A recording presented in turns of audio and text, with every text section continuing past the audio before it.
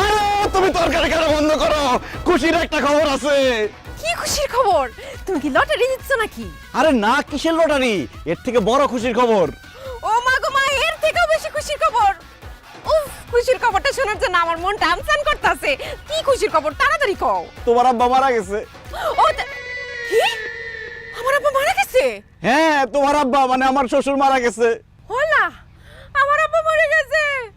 আল্লাহ গো, আমার আব্বা বলে মরে গেছে গা। আমার এত বড় সর্বনাশ হয়ে গেল। আমার এতিম করে আমার আব্বা চলে গেল। এখন আবার কি হইব? কে আমারে আদর কইরা? ও শারমিন মা কে ডাকবো গো।